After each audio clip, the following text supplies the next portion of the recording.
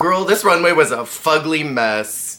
No tea, no shade, but it was such a mistake to bring in 5 contestants who canically bottomed during their own design challenges and give them semi-complicated materials to work with. I love me an unconventional challenge, and I think I would have had a great time with a lot of this fabric, but they bottomed in their sewing challenges for a reason. Hi, hello everyone, my name is Jer, and cheerleader tryouts are happening today.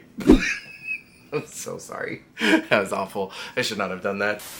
Today we are talking about Drag Race All-Stars 11, Episode 7, the Athletic Supporter Design Challenge. I love an athletic supporter. We were finally able to get back to Costco, so the Pom lemonades are back. It is purple bracket time, the final non-elimination bracket of this season, and I had a fantastic time with this episode because this group is so fun. They're all a pack of wild cards, so I had pretty much no expectations for them, and I think they all delivered in the personality department and exceeded way more expectations than I had for them. No one is from the same season, they don't seem to be super close with each other, and even though a lot of them have worked intermittently with each other, it does appear that they're gonna play the game all kind of unpredictably. Most, if not all of them, learned from their last run on how to connect with Rue better, how to make her laugh. It seems like most of them have done their homework. They're presenting stronger to camera than they ever have before, and I think they were a joy to watch. I found myself gutturally laughing multiple times in this episode because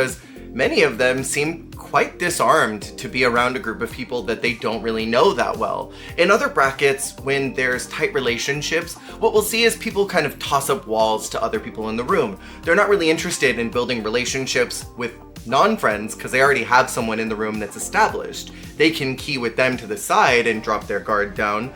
For everyone else, they get the veneer. Where this group, they don't really have those connections, so they have to be a little more unguarded. They have to allow each other to get to know them. That way they can try and form some type of very quick relationship, secure a couple points in the next couple episodes. And so I think this lack of connection actually made for a more dynamic episode than what we've seen from other brackets. And I do wonder if that was always the intention or just a happy accident. And so the social game is gonna be very interesting to watch with Purple Bracket. For their very first challenge, the queens are tasked with taking high school gym class equipment and turning that into runway ready couture. I mentioned last week in the outro that I'm so glad that Project Runway and Drag Race are airing in tandem with each other, because now Drag Race can mop challenges that Project Runway is doing and apply to them some Drag Race logic. Using things like jock straps was very homosexual. For fabrics, I saw a lot of netting, pre-made tanks, shirts, shorts, and overall a copious amount of kind of ugly fabric. I think production thought they were helping them by giving them pre-constructed materials like shirts and shorts. All you have to do is take apart fabric and put it back together in an interesting way. But in a way, I think that almost hindered this group. Maybe it would have been better if they just got bolts of fabric like the first bracket did, and maybe Orange could have gotten this particular design challenge. And reiterating, every single queen in this group, with the exception of Sam Star, all bottomed and lip sank in a design challenge. Joey in the bag ball, Suga in the monster ball, Hershey in the mother of all balls, Kennedy in so many, but most notably the Hello Kitty ball, and Jasmine Kennedy in Glamazon Prime, whereas Sam Star did win a design challenge for Monopulence. And so the redemption possibilities this episode were endless, in the same way that I feel like a design challenge for the pink bracket also would have been a great redemption moment, because most if not all of them had also bottomed during a design challenge. But this group genuinely had redemption moments out the wazoo. Redemption? In my wazoo? And I wasn't terribly surprised that they went with the Sam Star storyline.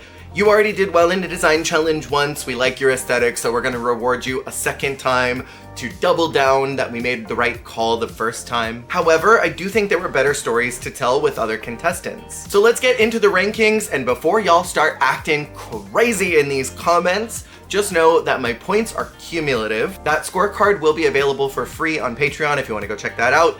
And while you're there, if you want to hit the membership subscribe, that does help support this channel. My cumulative scores are based on their entrance looks, the design, the construction, the runway performance, and their overall concept. All of that got added together. Golf rules I ordered them downwards from there. So starting in my 6th position, my very bottom placement of the week actually goes to Sam Starr. Girl, I was gooped that she was top 2. We'll get to the choppy mermaid dress, but I just could not believe it. Now Sam Starr truthers, I'm gonna need y'all to rein it in a little bit because this entrance look right off the get-go is the booty butt of the season. And the girls were already shading this pink and purple fringy sequiny moment in their workroom conversations for a very good reason. This is bad. I'm sorry, I hate this. Her big story this season is wanting to follow in Trinity's footsteps. She did well her first time around, didn't get the crown, got very close to it, and now she's here for All Stars and wants that crown. It's always good to have dreams, I say. I don't see a double crowning happening for Sam Starr though.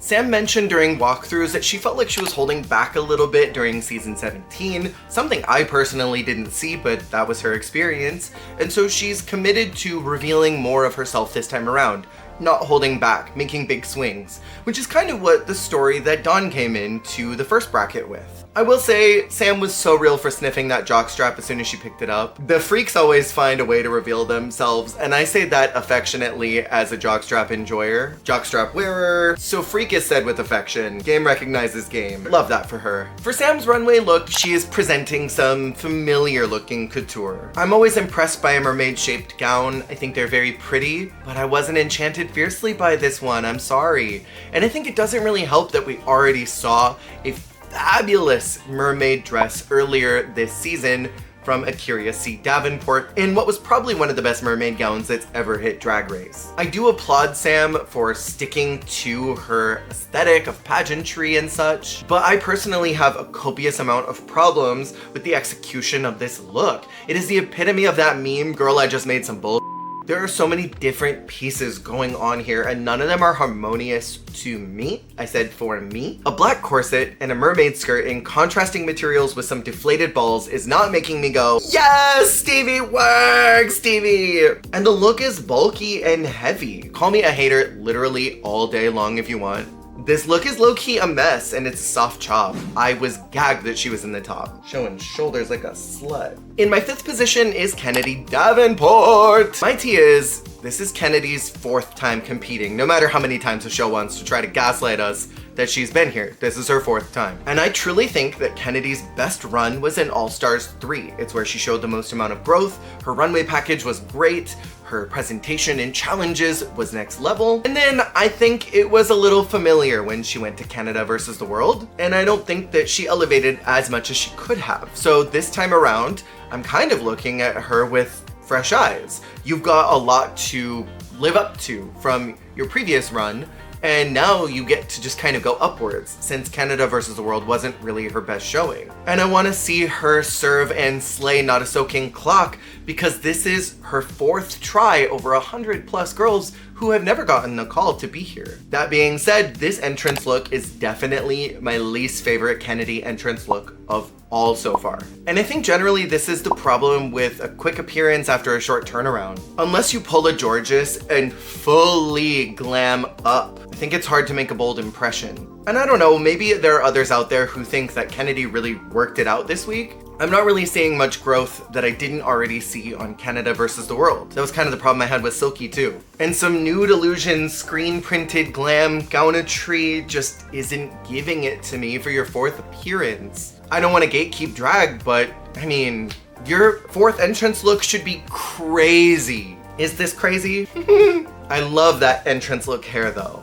I love that hair. The good thing going for Kennedy though is that she still knows how to make RuPaul's Cocomelon Kid attention span brain laugh. And nothing is more important than that on All Stars. Nothing. For her runway look, Kennedy suffered, I think, the hardest in presentation because what was that walk? I mean, what is this look? But what was the walk? She came out all demure like, oh, little me, oh, you wanna see me? Oh, well, I guess so. Oh, you wanna see me? But it just was like, well, it was abnormal for Kennedy to not slay the runway down. For her look, she said she was serving news reporter.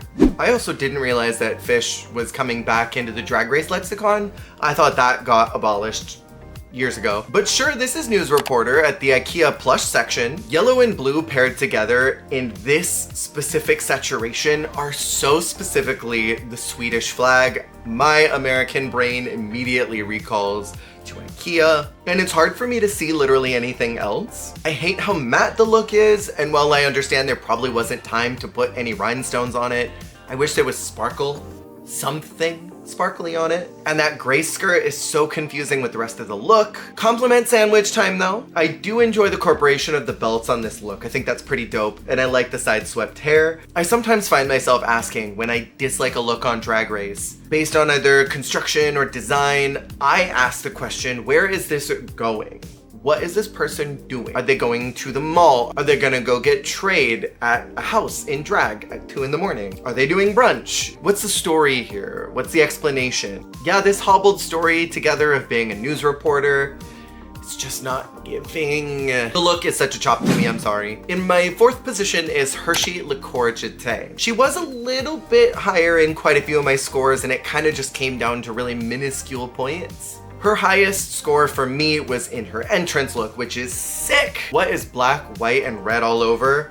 This entrance look, that is killer. I'm obsessed with the structure of those puff sleeves with the voluminous red corset on the bottom half. She went out first on her season, so she has a lot to prove this time around, especially because Ru didn't get to know her. We as an audience didn't really get to know her on the show. If you follow her social media, you've got a good idea of who she is as a person, but not everybody does that.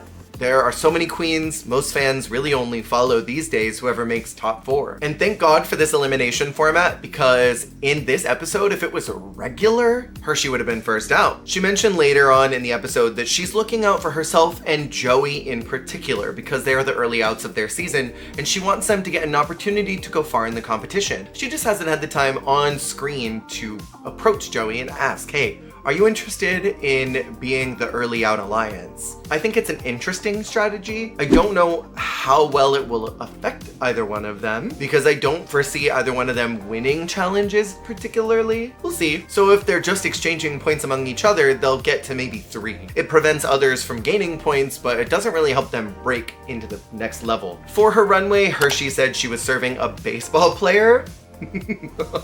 Oh no, oh no, oh no, no, no, no. Girl, this is Mess Factory. The concept is there.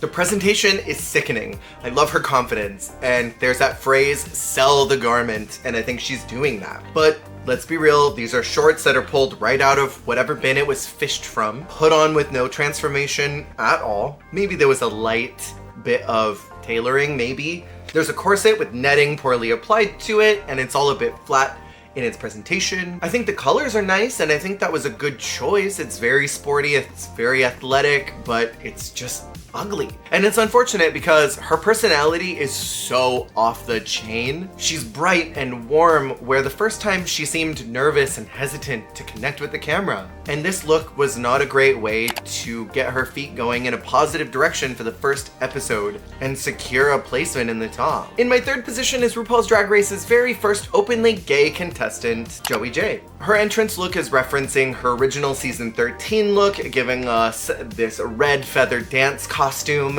very upscaled tee. I love that she is leaning into being gay. You better reference those memes, Diva, you better. We latched onto that memery like flies on meat. And she was just acting a fool all week, which I was living for. I think she very much took to heart that Poison Ivy conversation where the panel was trying to banter with her and she was just not clicking with it and sort of locked up. This time she is allowing herself to be fully present. She must have taken an improv class or two to be able to be as quick as she is, because those responses were rapid throughout the week. High key, I do think that she is proving herself to be a force in taking up some space in RuPaul's Cocomelon brain. I wonder if she will actively get wins. I'm hoping she will, because she made a big impression this week. She was very funny during walkthroughs. I loved her conversation with RuPaul about serving puss and knowing if she was really serving it based on how many creepy DMs she got. And then Ru asking, well, how puss do you feel? And she says, I don't know, I don't have my phone. Very, very funny. She's doing a great job so far in, I think, what you should do in All Stars, which is reveal your personality. For her runway, initially I thought, yuck. Those visible black panties are atrocious. And I really hate the design of that skirt, essentially being a half panel that doesn't connect all the way around. I say as my shoulders are sluttily out. that I didn't connect this with some type of panel. However, the more that she walked in it, the more I was catching the details, the more I was appreciating the look, the more I was hearing the story and seeing the inspiration. She said she was going for a video game assassin, so I kind of immediately recalled to Mortal Kombat. And this is a character reskin that probably wouldn't be too expensive because probably most people don't play this character, but it's fierce, and so people would then start playing that character. That's not a shade, by the way. That top is sick. I love the drape of that red band that is piping the sweetheart neckline and coming down. I think that's a really cool design element. I quite like the gold buttons, and I would have liked more of them on the skirt somewhere. I think that maybe would have needed more fabric though, I fear. Speaking of those buttons, I thought she already had it in the bag during the fortune cookie conversation where she said, "You're gay," and RuPaul in the panel were cackling. I thought she had it on lock right there. But then I thought she definitely won the week when Ru said, "You know, I'm not really a fan of those gold buttons. I think you probably could have removed those. What was your favorite part of the look?"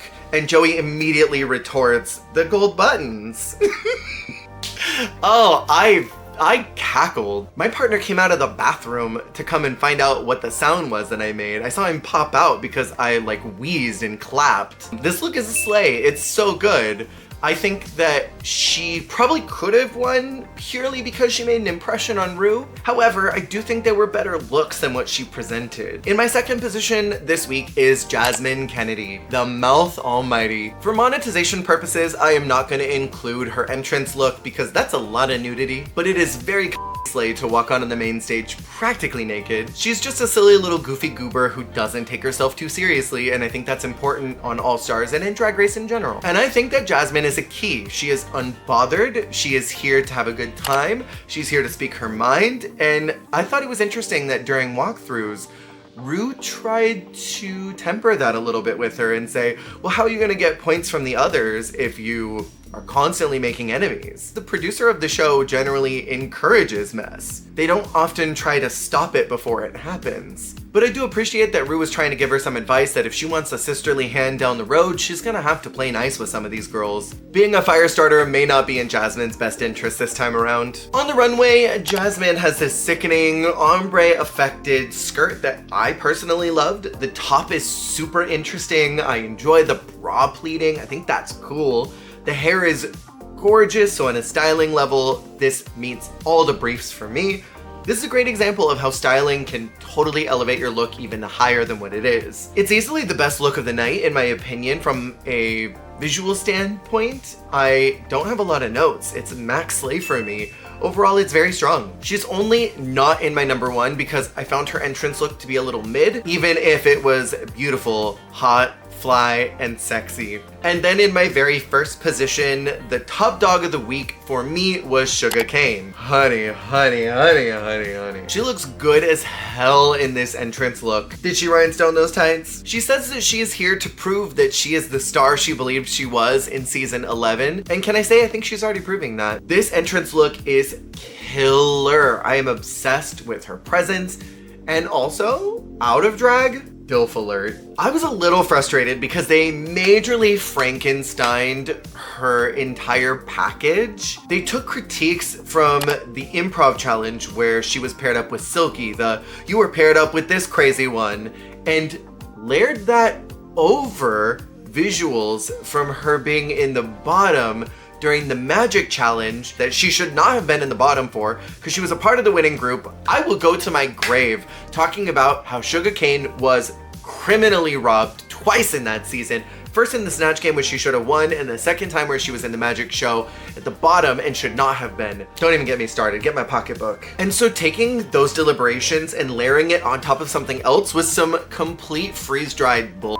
The lengths that they tried to go to make it seem like Sugar was the booger of season 11 when there were a lot of other options of who the booger of that season was. And if you go back and watch this, I've talked about this in prior videos. Season 11 is fascinating to me because the edit is totally incongruent with what the final product is. The camera loves Sugar Cane. They constantly focus on her highs. They showcase her succeeding and having great confessional moments, connecting with the audience in a dynamic and interesting way. But then she doesn't get her flowers from the judges, but she takes up a lot of space in that edit. And that misdirect editing is happening this season as well. I talked about that in the prior bracket, how often they misdirected. And I did make a video about this topic talking about season 11. I think you can find that on this channel. Anyways, back to Sugarcane. On the runway for her constructed look, I think this is maybe the least transformed garment of the bunch. However, they didn't mention that the looks had to be transformed. I think the color story works well. I love the presentation. That was fab. And I enjoyed her entrance look, so cumulatively, she was the top dog for me this week. Her look is cute, even if there are some rough edges, and I'm one to talk. I love a rough edge sometimes. The reality for me is that everybody in this challenge, with the exception of Jasmine Kennedy, was weak. They did not create anything that was super high fashion, super elevated, super glam, super gorge. And so I think some construction details can be forgiven if the edges are not clean, if there are jagged lines, because I think even their winner looked crazy. To me, I can see the story here. She looks like a MILF that's gonna go play tennis after getting like a colon flush and some bee venom injected straight into her because she's trying to go natural. Again, sell the garment no matter what you're wearing, and I think Sugarcane did that. She walked with power and wind, and it was fierce. Certainly more so than what she ever delivered on season 11, where everything was a little restrained. I enjoy the graphic neon colors she chose to block with. I think separates are always smart in a design challenge of this nature. I think when it comes to athletic wear, you could go in the athleisure route, and that's what she did here. I agree that the edges are raw.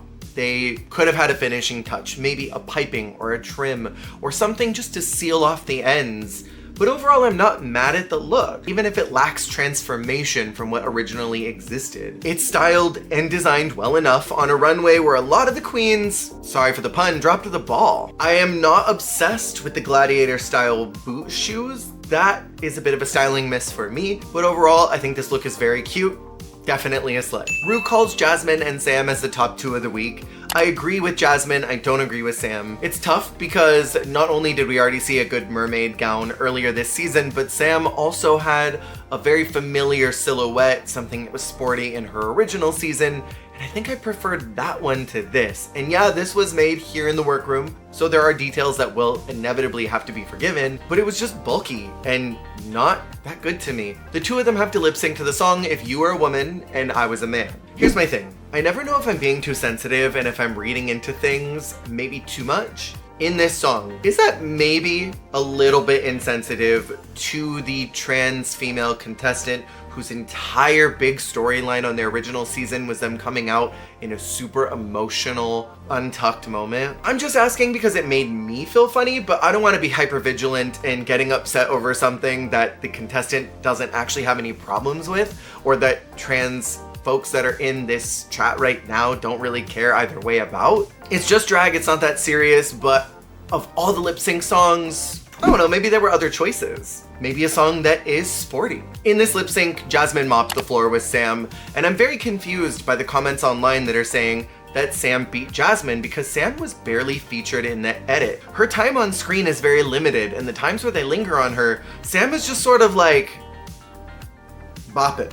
Jasmine was doing this hot and sexy floor work. She was doing choreography that didn't seem overly rehearsed. I loved the movement of the feathers on the pre-reveal, and then I thought the reveal look was very cute. For me, Jasmine won it on the line, "How does it feel to be a woman?" And then pointing at Sam, "How's it feel to be a man?" I cackled. I thought that's where she locked it in. Sidebar, I do believe that Ava Max, King and Queens interpolated this melody because I was watching the episode listening to the song and I'm like, where do I know this from? I've never heard this song previous to this episode. Rue calls Sam as the winner of the lip sync, and I completely disagree with this. The edit very clearly favored Jasmine, which is not really the route that the editor should have taken if Sam won the lip sync. You can't feature the person who lost the lip sync as the primary focus of the edit and not show the contestant that won. And in the moments where you do, they're barely doing anything and it immediately pans back to Jasmine. Again, the editors with their misdirection editing, they seem to be favoring one contestant over another. And I felt this way about the pink bracket. It was very clear that they were favoring certain contestants when it came to the final product, but that did not match up with the end result. So we end up with a situation where we're primed for one event to happen and it doesn't. I don't really understand what that's about. I don't get what the logic is or what the purpose is supposed to be of that. I went back and watched the lip sync again because what did Sam do? Can anyone tell me what she did? And if anyone says, oh, she embodied the song. But in what, the 10 seconds they showed of her? Sam was super stiff and dull to me. She just was there. It was like the guy standing there meme. Anyways, what did y'all think about this episode? What did you think about the challenge in general? And what did you think about those entrances? Next up is the Rap and Roast. I think of all the challenges from All Stars 10 that they could have brought back. Why this one? I just didn't care much for this challenge, the way that it was produced the first time around. I feel like it's just a lock for Kennedy to win. It's very reminiscent of her winning the reading battle in Canada versus the World, which they're obviously not going to reference, but that seems to be the reason why they wanted her in this challenge, so that Kennedy could roast the hell out of everyone in this group. So I think she's a shoo-in to win. And I'm hedging my bets on Jasmine because she's a firecracker and I think that she's very quick. But also, I feel positive about Joey J.